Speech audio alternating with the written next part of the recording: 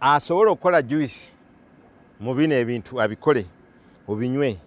Oyinza kukola entangawuzi eyenkana bweti n'akatungulu n'okakuba mu blender n'oteekamu amazzi liita emu n'onywa throughout the day n'onywa olunaku lwonna mpola mpola buli weyagalira ne bw'onywako ebijiiko bibiri buli luvannyuma lw'eddakiika 3 oba bulungi. Eyejja luvannyuma.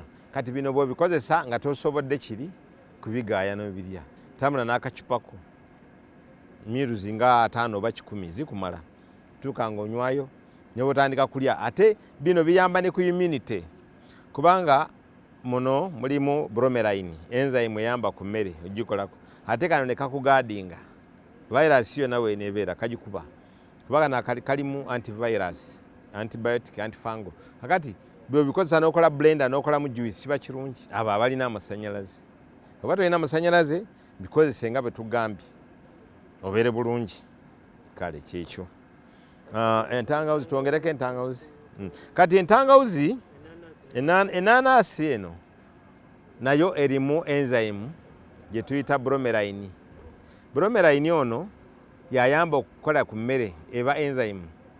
Bw'olira omunywa bw'oginywa n'oteekamu ne kamulali ono bamuyita capsicin, ano bamuyita cayenne.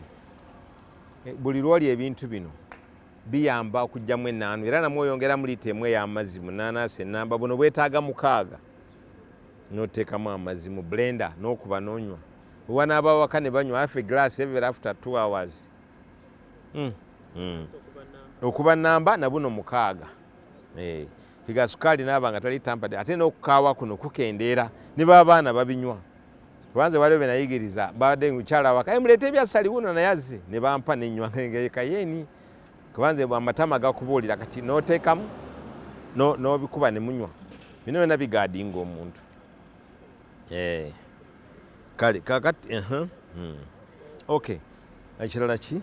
Kimaze ekyo. Tekiwedde? Aliyo?